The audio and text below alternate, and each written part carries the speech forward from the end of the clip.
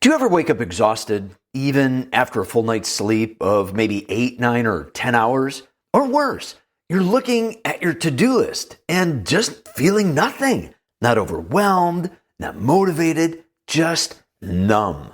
And here's the kicker. You're not lazy. You're not unmotivated. You're just burnt out. And the most dangerous part? It doesn't hit when you're slacking off. It hits when you're working harder than ever. Burnout isn't about doing nothing. It's about doing everything until your brain, body, and motivation just give up. So how does ambition turn into exhaustion? And more importantly, how do you stop it before it ruins the very success you're working for? Because here's what most people get wrong about burnout. It's not just about working too hard. It's something way deeper. Let's break it down. Most people think that burnout means feeling tired, but that's just the surface. You can sleep 10 hours and still feel like you've been hit by a truck. It's not just exhaustion. It's waking up and feeling like the life has just been drained out of you.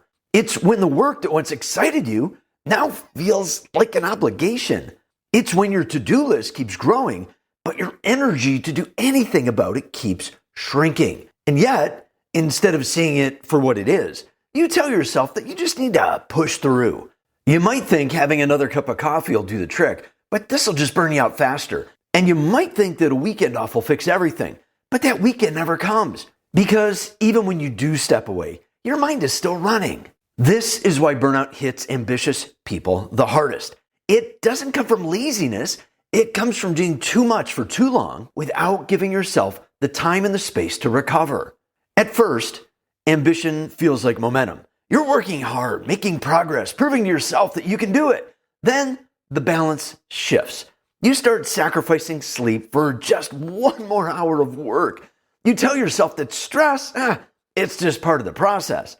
You push through exhaustion because quitting isn't an option. Then suddenly you hit a wall. Your brain slows down, your motivation disappears, and now you're not just tired, you're drained to the core. The worst part is that burnout, it makes you question whether you even want what you're working for anymore. The dream that once fueled you now feels impossible to care about. That is when burnout is at its most dangerous because it doesn't just take away your energy, it takes away your purpose. The good news is that burnout doesn't mean you have to give up. It means you need to do things differently. The first step is to redefine what success means to you. Stop tying your worth to how busy you are. Just because your schedule's packed doesn't mean you're making progress. It just means you're busy. There is a difference. Think about it.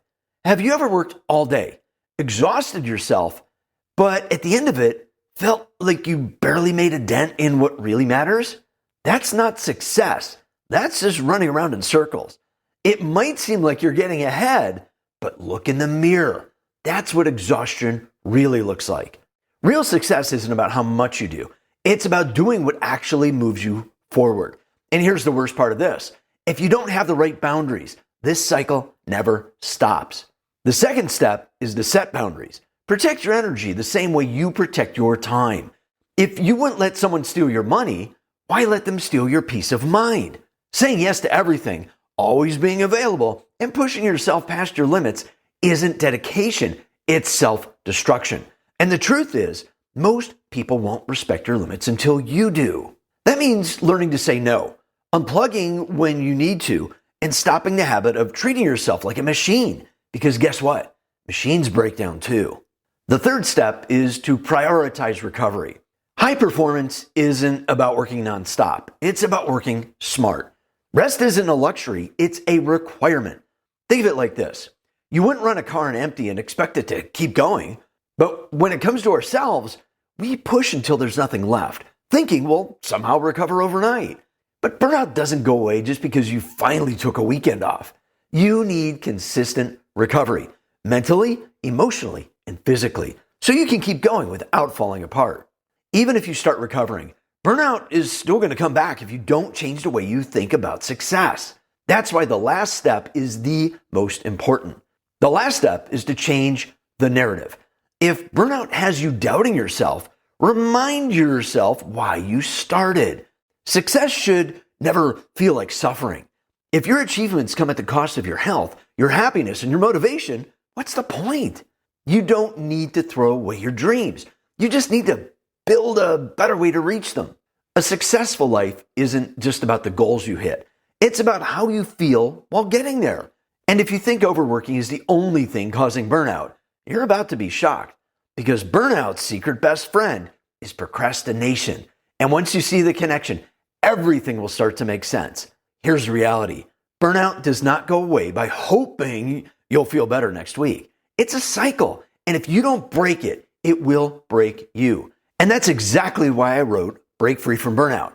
It's not just about avoiding burnout. It's about learning how to build resilience so you can succeed without sacrificing yourself in the process. Inside Break Free from Burnout, both the book and the course, I break down the 8 areas of wellness that help keep you from burning out that include physical, intellectual, emotional, financial, occupational, social, spiritual, it's not about religion, and environmental, that's about your personal space. They're all connected. So when you strengthen one, it naturally supports the others. If you want to go deeper, you can check out both by using the links in the description. No pressure, just real strategies to help you build a life where success and well-being go hand in hand. Look, burnout isn't a badge of honor. It's not about trophies and medals that can just gather dust behind you. It's a warning sign. If you don't take control of burnout, burnout will take control of you. So based on what you just heard, tell me one small change you can and will make today to protect your energy. Drop it in the comments. I'd love to hear it. And before you go, if you think burnout is just about overworking, you're only seeing half the picture. If you've ever put things off, thinking you'll have more energy later, you need to see this. The other half, procrastination. And trust me, you won't believe how deep that connection runs. Click here to watch this video next and find out why procrastination might be making your burnout worse. Because once you see this, burnout will never look the same again. Thanks for watching. I'll see you online soon.